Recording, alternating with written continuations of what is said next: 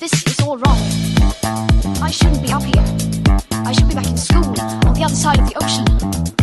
Yet you all come to us young people for hope. How dare you? Boring. Boring. Boring. Boring. You got to work. Don't tell us what we're going to feel. We're trying to solve a problem. Don't tell us what we're going to feel. I'm not telling you. Because you're in no position to dictate that. Remember this. You're in no position to dictate what we're going to feel.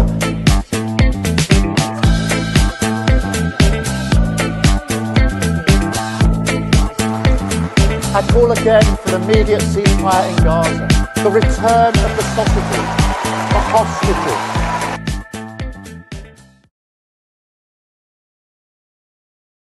Of Lemberdopic Live here on Unprecedented TV. Big thank you for the increasing numbers. It always sounds like I'm talking propaganda there, but it's true.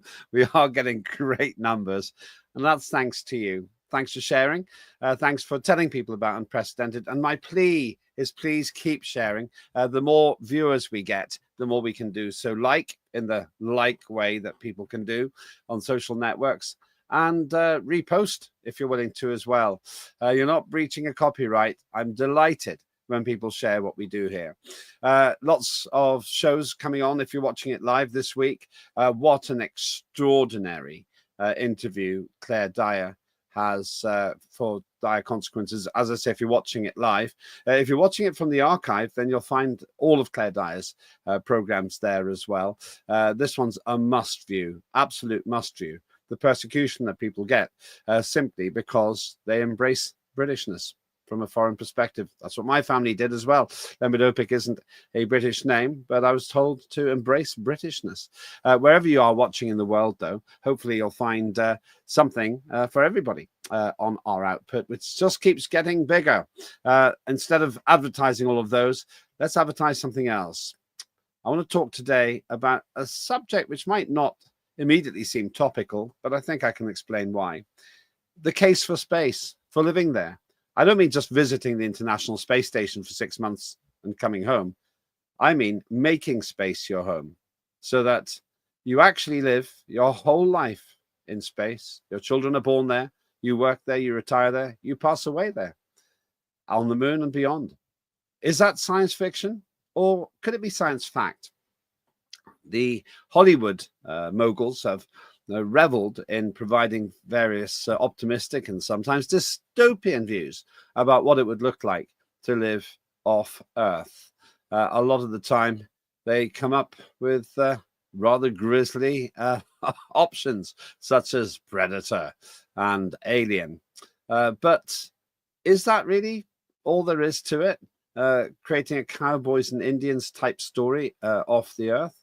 Or could this be the destiny of the human race? Now, I'll put my cards on the table. I think we have to go there. I think we haven't got any choice apart from living in space. It is in humanity's DNA to travel, to explore. We've done that across planet Earth's surface. Now, perhaps we should be reaching for the stars. But what about the cost? Is it something we can, as some people suggest, is it something we can't afford not to do? A double negative there, but the great positive would be to reach out to the stars and perhaps in 100 or 1,000 years' time, discover the most remarkable other places that we can live. And if we do find life in those places, what happens to it? Are we going to be displacing them the way humanity has often done to less developed civilizations here on the Earth? So many questions, and questions I can't necessarily answer. But luckily, I know a woman who can, and that is Cheryl Gallagher from a curious and fascinating operation called Ascardia. Cheryl, good day or good night to you. Since we are recording this live, it must be pretty late where you are. Yes, indeed. Yep, it's after midnight here. Well, I'm grateful. It does show that the world is round. Otherwise, it would be the same light outside for you and for me. I'm still not convinced that anyone really is a flat earther, but there we go. You're not one. Let's start with this interesting title. You're a government minister for Ascardia. Tell us about Ascardia. Asgardia aspires to be the first independent space nation. And as you were speaking about living in space, a lot of what they do in Asgardia is to innovate the future of humanity by living as a sovereign nation in space. And I know that really sounds like science fiction, but that is uh, what this organization aspires to do. And Asgardia itself is the child of a person called Dr. Igor Asher Bailey, who's its founder. What's his vision? His vision is to essentially not take many of the shortfalls of humanity into space, and having a truly inclusive and uh, innovative lifestyle in space as a space nation. And the aspirations are lofty. They do sound quite lofty. I declare an interest here. I think Asgardia is great. I'm really keen on it. My grandfather was an astronomer, as you know, and my father a nuclear physicist. So I kind of grew up in this world. Before we go into the hard science of it, I'm going to have to ask a question. Some people viewing the program might be asking themselves: is this science fiction, or is this science fact? Is this actually achievable? Is it credible? Well, like many things that we've seen over the decades that did live in the world of science fiction, uh, we are now living in a time of extremely swift technological expansion, and things that weren't possible even 2 or 3 decades ago are now speeding through all the technological advances that would be necessary to bring those science fiction topics to life. And so, do we know that it's possible? No, but we are, as Stephen Hawking said, the problems that we face are engineering ones. And so far, mankind's been really talented at solving engineering problems. Now, the topic is much more complex than that. And the science that we still have to discover is really significant and extremely necessary if we're going to be successful in any kind of real living as a society in space. So Asgardia is a picture of the national symbol, the space nation. I think this is a book the first 5 years. Asgardia's been around for almost a decade now, and it is the world's first fully functioning digital democracy. Just so that people can find out more about it before we go into the actual space subject, how can people join Asgardia or become residents? Well, our website is asgardia.space, and people are free to go and explore what Asgardia is about. There's an awful lot of media out there about Asgardia, so there's a lot of resources, and asgardia.space is where to go. Okay, advert over. Let's talk about space now. The idea of living in space is tremendously attractive. Walking along an esplanade like the one we can see on the screen there implies enormous space stations. Where would we first live? Would it be in orbit, like the International Space Station, or on the moon? It seems to me easier to live a subterranean kind of life on the moon, because you just don't have to take millions of tons of metal into orbit. What's your view? Well, I'm not a engineer in space architecture. I know that there are a lot of different initiatives exploring a wide variety of structures and places where fairly soon, not too far in the future, there will be some building in space. But I think that the first plans are for suborbital or orbital structures. A lot of commercial enterprises such as hotels and hospitality are already exploring the possibilities of having having residences up above the Earth. Probably not suborbital, because if you make them No, suborbital, they'll fall then down they'll come to again. Earth. Yeah. That'd be a rather short-lived So, piece of real estate. And I wonder whether your audience, when we talk about this kind of stuff, it sounds fantastical. But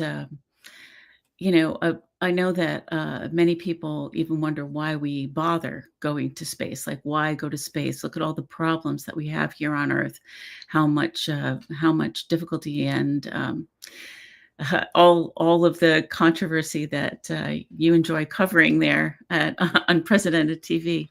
Yeah. But thank you for your subscription. Pleased to hear it. So, yeah, and so it's an important foundation to establish. Why would we bother? Why would we even try? Why would we lay the foundations for a new way of living as humanity? And that's where I think space is a real opportunity, because we will be really relying on one another. And as we see in the International Space Station, they've been able, the collaborative and cooperative activities of the astronauts coming from all over the world, and maintaining, professional and productive relationships while they're exploring some of the questions that will bring this science fiction into reality. It shows that it's possible. It's possible, but humanity must choose it. We must choose to rise above our current limitations and evolve into our next stage of being, which, in this, we're discussing moving into space. And there are a number of space organizations that are interested not just in the stuff that you see in the press, the launches and the explorations, but really diving into what it would mean to humanity. And I think that it's also important to note that a lot of the work that's done in space is Earth-facing. In other words, it seems like, well, why are we going up there? Well, there's an awful lot of functions of the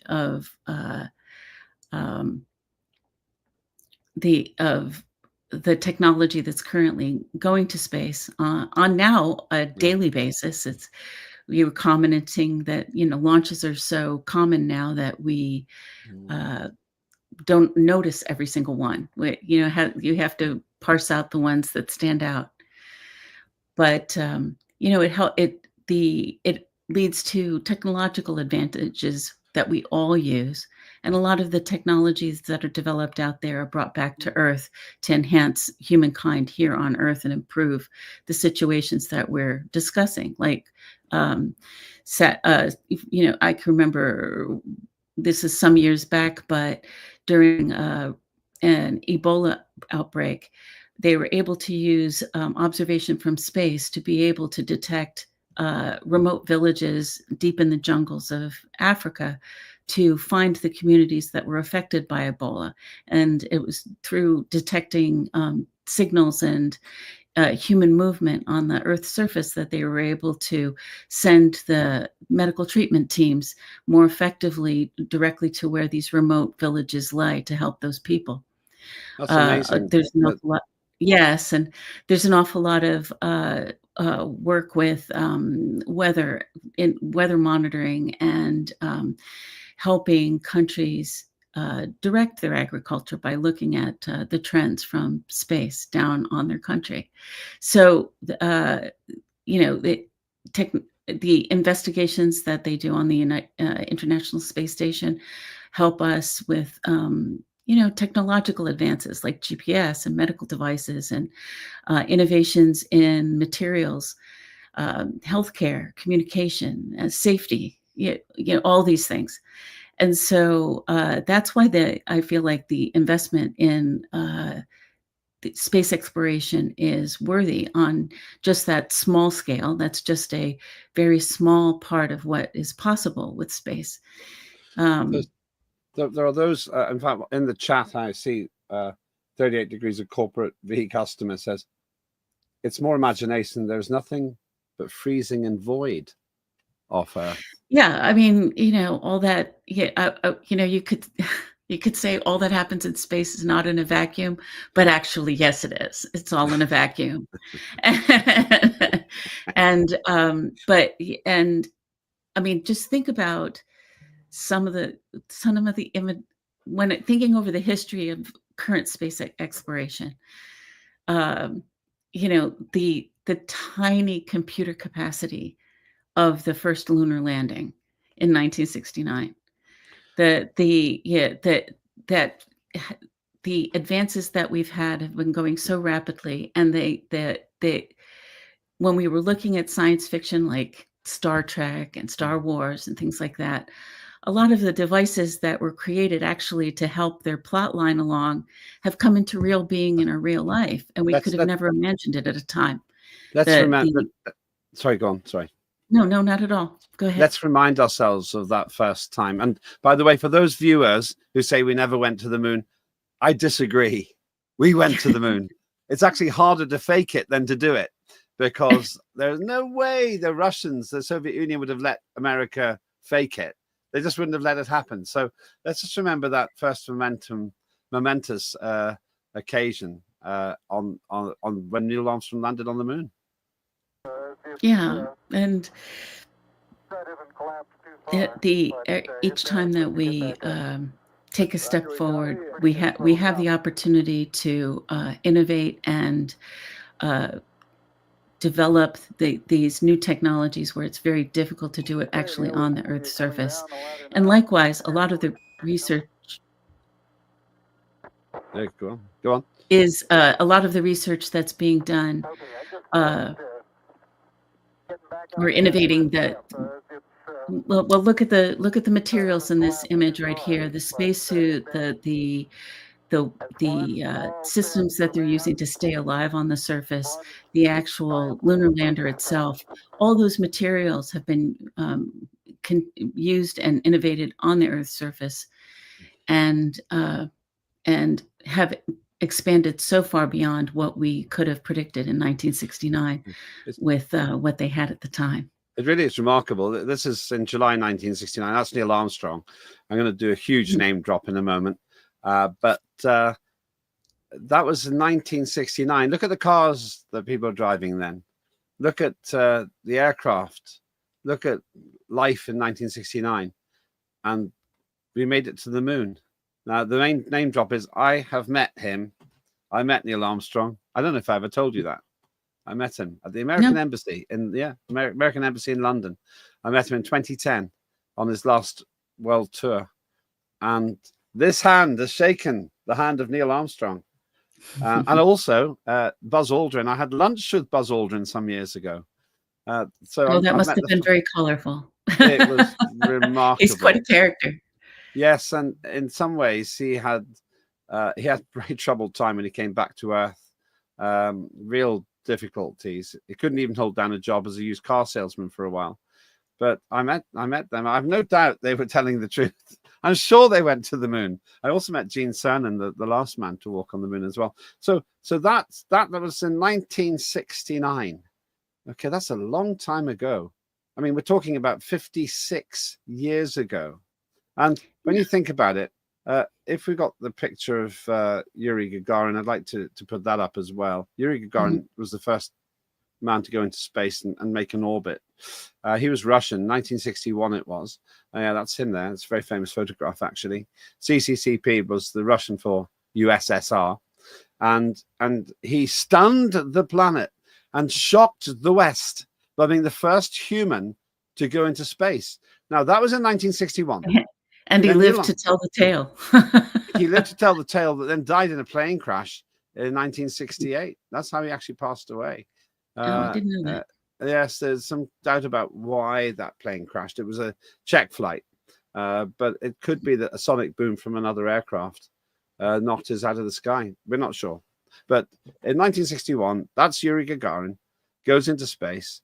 1969, first people on the moon. So in 8 years, they went from the first orbit to the first moon landing.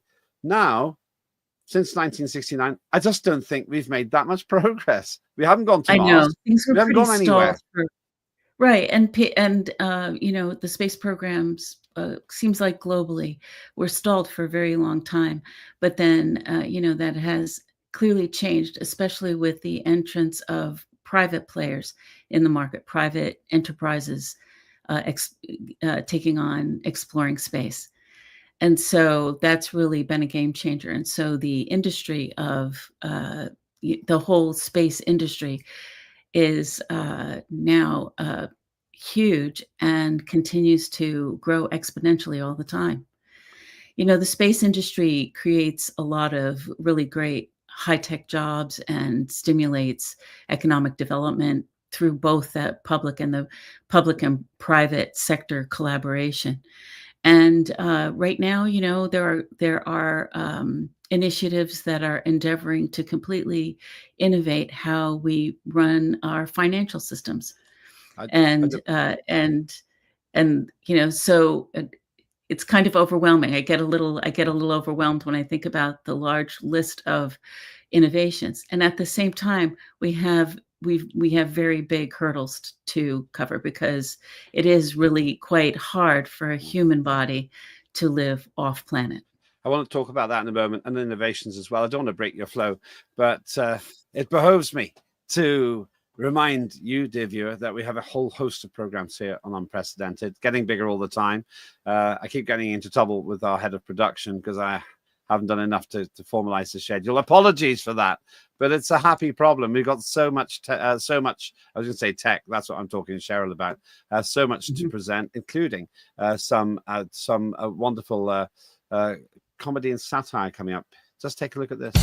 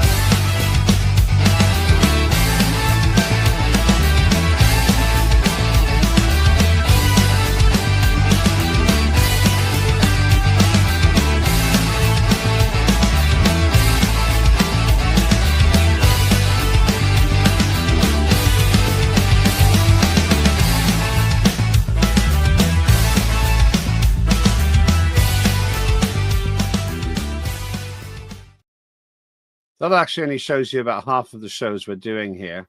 And it's growing very fast, Cheryl. Hopefully, we'll be the first space-based TV channel as well.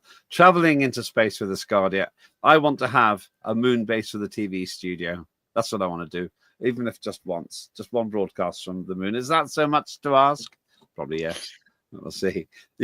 Before that break, we were talking about tech, and it's obvious, as you said yourself, the comparatively rudimentary technology in 1969 that took Neil Armstrong and Buzz Aldrin, and let's remember Michael Collins, who was in orbit around the moon, to the moon, actually had less computing power than the fuel injection system in an average car today. And now we have tremendously sophisticated devices. Why is it that we haven't gone further? Many people would have assumed we'd have a permanent moon base by now, and probably have gone to Mars. What didn't happen? Why didn't it happen? Well, I think it's largely, government priorities with regard to addressing the needs of their nations. And that seems to be what impacted the budgets of state enterprises. And that's why I say that it was only when the public and the private sector started collaborating and cooperating together to tackle some of the difficult problems that we face. Because it is the hugest challenge we've faced as a species. Is if we are going into space, how are we going to do that? How are we going to live healthy lives? And how are we going to tackle even the most basic biological problems that we face when we're trying to live off planet? Our bodies are very attuned to the conditions here, and reproducing them in space adequate for a human being to survive is one of the greatest challenges we face. Things like radiation and gravity, and just being able to maintain our circulation and our sense of balance without gravity are all things that are actively being worked on. And while that's going on, there are thousands of initiatives doing every little aspect of all the work that would be needed to be able to have a civilization in space. So everything from NGOs, Asgardia is just laying down they're the first ones coming in and laying down foundational concepts of what that would look like. The mission is a very idealistic mission. I think that we could use a little bit of idealism in this, time of division and cynicism and difficulty between countries. It sounds like, I'd say pie in the sky, but I guess we're talking space station in the sky. The project is a fascinating experiment, a global human experiment regarding what we are ready to tackle as a species, what we are ready to tackle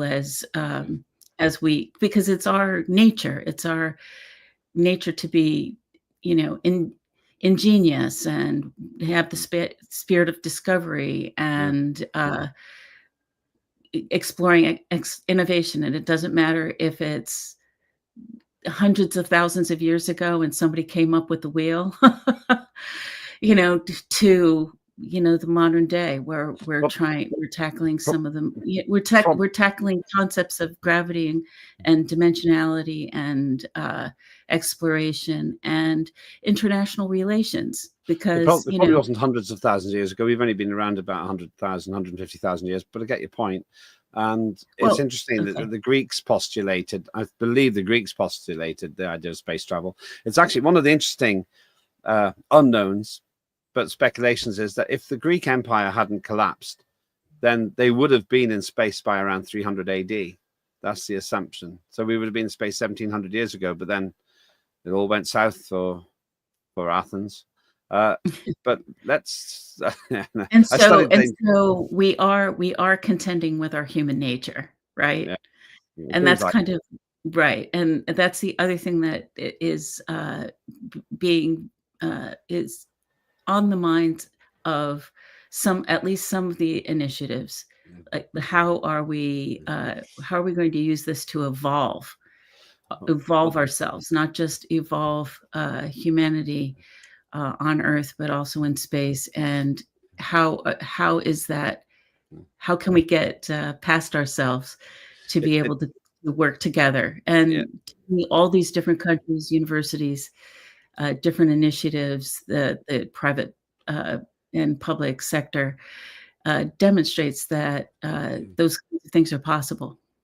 The inspiration for having this conversation, which perhaps isn't as motivating for some people as politics, but it is motivating for me, is because Elon Musk keeps launching his enormous space rocket into orbit, and each time something goes a bit wrong, but he gets a bit closer to making it work. I think that we've got some footage of the device, and it's an enormous thing. It's like hundreds of feet high, over 100 meters high. I want to see one of these taking off at some point, or blasting off, because it just must be extraordinary to be near it when it goes up there. It does look like something from Thunderbirds as well. And they've been, the inspiration was they've been trying another one, depending when you're watching the show. Either they've launched one or they've tried to launch one. If you're watching it on the repeat, you'll know whether the most recent launch in August 2025 worked or not. But this thing can take a whole load of people. It's huge. When you think about Yuri Gagarin, the chap I showed earlier, who back in 1961 made a single orbit of the Earth on his own, and now look at this, which can take at least dozens of people if it wants to. It's phenomenal how far we've come. And this has been a private venture, though he's got a lot of government money. Elon Musk is the man behind this idea. Is it realistic to think that we'll have hundreds of people, ordinary people like you and me, going into space, say, in the next 10 years? I think it's possible. I think, taking the long view, these things are not, as we were describing, I mean, there was a long gap where there was not really that much going on in space exploration, a number of decades where budgets were cut and not as much attention was paid to it. But now that we're at in this really expansive period, it's just going to be a matter of whether we can continue that. I mean, we have competition and collaboration happening in the same space. It's a little bit Wild Westy in terms of the legal frameworks, and at each new problem brings a different way of looking at a solution, just because of the perspective from which we're looking at those problems. The way I put it is this: we're watching these remarkable shots of a previous flight. We've got the technology to do pretty much anything from here to Mars, including with people. But do we have the political will? Because the space race, as it was known when I was growing up, the race to orbit, the race to the moon, was driven by the politics between Russia, or the Soviet Union, and America. And having lost the first round, and you could say the second and third rounds, America said, okay, we'll go to the moon. That was John F. Kennedy's bold statement, because he wanted to, and I'm using this phrase advisedly, trump his opposite number in the Soviet Union. And I wonder if that there's a lack of political will to do it, because the space race has been done. And that's why we haven't gone anywhere, really. We haven't gone back to the moon in 53 years, sorry.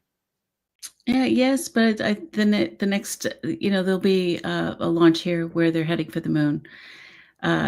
Certainly that's going to be happening in the next few years. And some of the technologies being developed on the side are going to help be able to establish a place. I know that there are people who have a lot of concerns about what does that mean? Are we going to just do to the moon what we've done to the Earth? And their history repeating itself unpleasantly. But just as there's the opportunity for that to happen, the opposite can also happen. And it's just a matter of keeping that in that collaborative vision of the advancement of all humanity in the forefront when we're talking about going to space. Let's ask a moral question. Is it right for humanity to go and land on other planets? Do we have the right to find a habitable planet, perhaps one with base, and plant our flag and build our houses? Well, it kind of depends on what you mean by that. When planting a flag is a symbolic gesture, and it implies a ownership of the land on which the flag is planted. What flag is going to be planted? right? What are as you were mentioning, the original the space race from the early space race was highly geopolitically driven. In this era, it's just sheer human expansionism. And what is that going to look like? Are we going to repeat the mistakes of the past, or are we going to innovate into the future as humanity, not just the things that we use in humanity?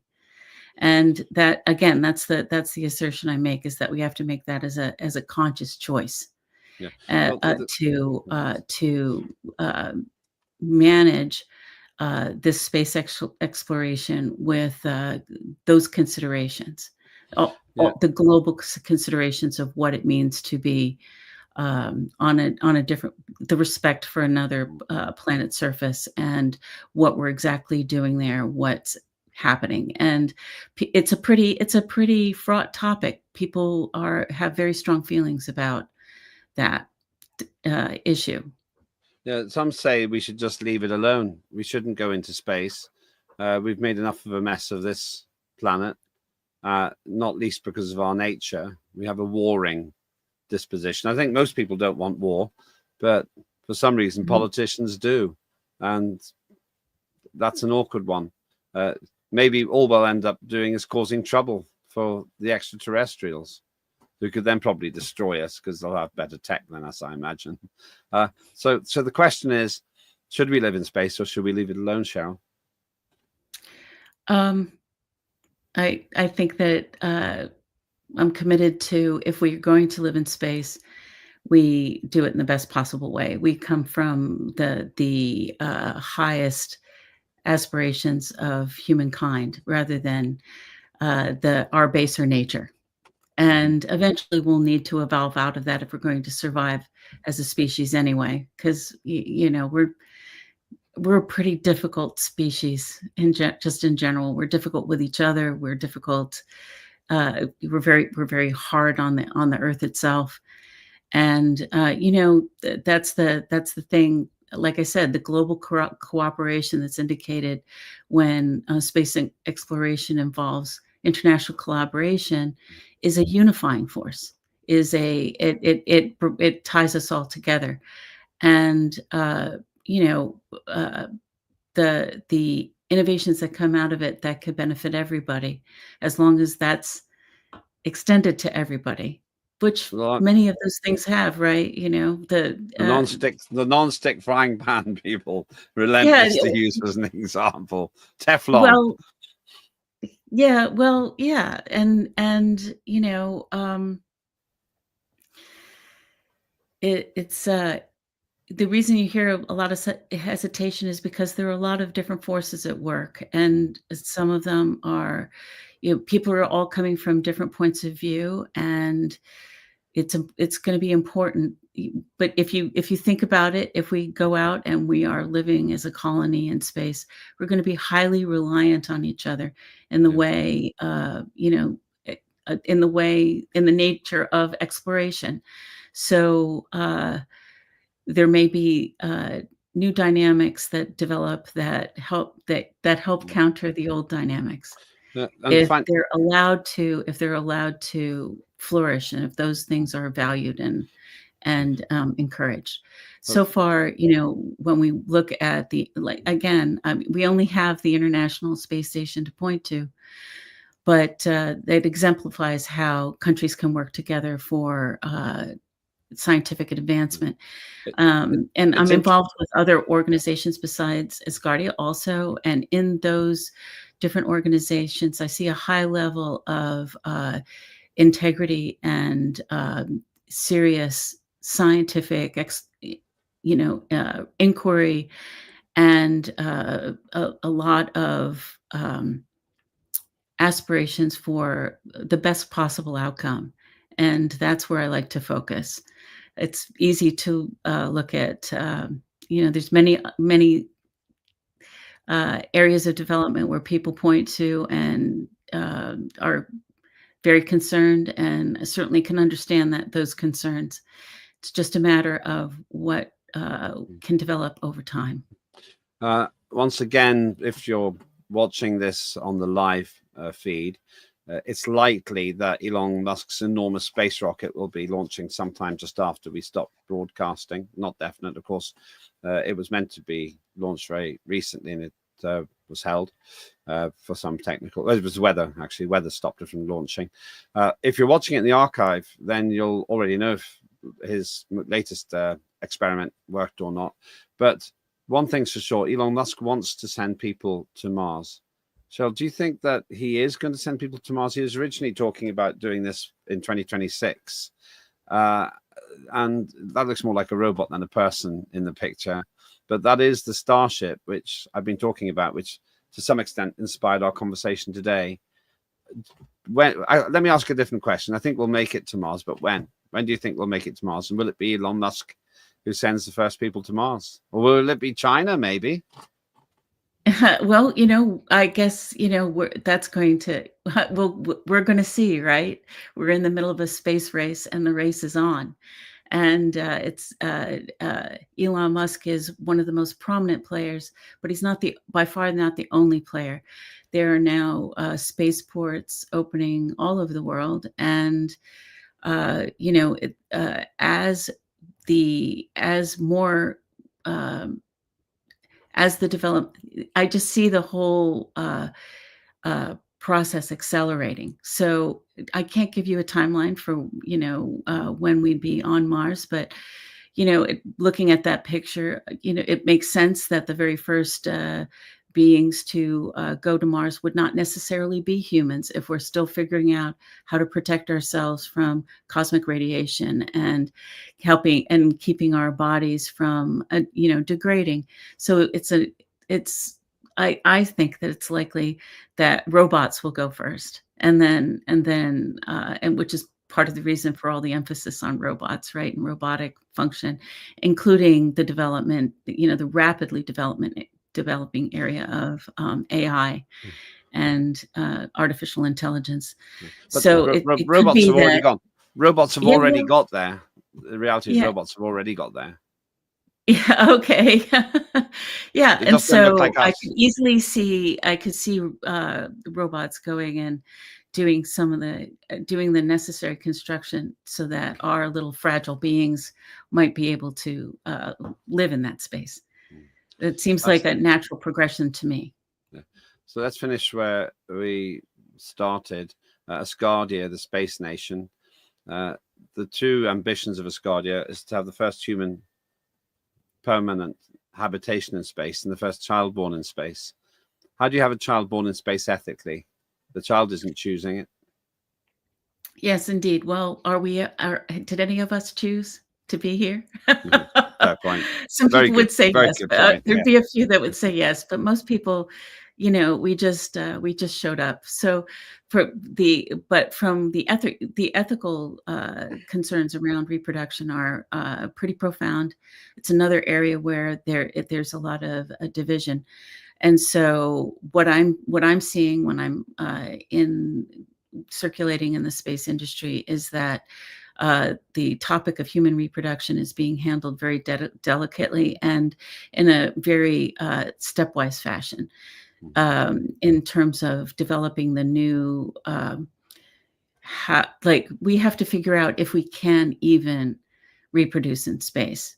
Like, for example, you're showing Mars. Well, humans are not going to be able to run back to Earth to have children. Yeah. And they might, if you spend enough time in space, you may not be able to return home and be back in this gravitational environment. So we have a lot of systems to develop, and it's starting really small, starting with testing the hardware to be able to even test whether human conception is possible in space. And then if you are able to conceive, then what happens to that embryo, and then what conditions need to be in place. And none of that is happening with humans first. I just want to emphasize that to your audience.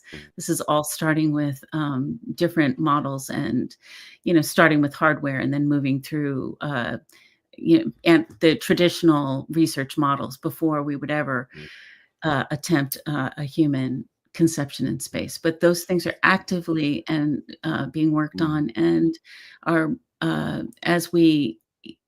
what I like to see is that every new piece of information gets served to all the to everybody else working on it. All the published research helps the other research entities with their research. And in fact, there's one organization bringing all as many human reproductive experts together to have the discussion about the viability of human reproduction in space, and laying out a roadmap for how that would occur in an ethical and scientifically sound manner. Thanks so much. Fascinating. For those who are watching it live, we better finish, because you may want to watch to see if Elon Musk can get his great big rocket into space, which actually has a bit of a rude name, which I won't share. But also does look, as I say, like something from the future, but it's the present now. Thank you so much, Cheryl. That is Cheryl Gallagher from Asgardia, the world's first space nation. I do have your say. If you like what we're talking about, we're going to do more on space here on Unprecedented TV. In fact, we're going to be, after some negotiations, we're going to be launching a series which has already been broadcast before, but not here on Asgardia, and other subjects related to it. The series is called Highway to Space, and that will be coming on pretty soon as well. But hope you found that interesting. Let's see if the Elon Musk giant rocket makes it into space and has a completely successful mission or not. If not, well, he's trying by doing. On the other hand, if you're watching it in the archive, you'll already know whether he made it or not. Thanks to Cheryl Gallagher, who stayed up late to talk with us. Thanks to the team. Thanks to Yuri Gagarin for being brave enough to go to space in the first place. And ask yourself this question: if you got the chance to live in space, would you take it? I would love to have a dialogue on that. We might indeed be doing a UK tour of Unprecedented live performances, and that's one of the subjects I want to cover if we do that. Okay, well, that's it. Do like if you did like the show. Do repost it if you are willing to do it. You'll see us soon on Rumble as well, I think, and maybe on another outlet. I'm Len Topic. This is Unprecedented TV. Good luck, Elon Musk. Light that fire. See you soon. This is all wrong. I shouldn't be up here. I should be back in school on the other side of the ocean. Yet you all come to us young people for hope. How dare you? Boring. Boring. Boring. Boring. You gotta work. Don't tell us what we're gonna feel. We're trying to solve a problem. Don't tell us what we're gonna feel. I'm not telling you. Because you're in no position to dictate that. That's exactly what we're doing. You're in no position to dictate what we're gonna feel.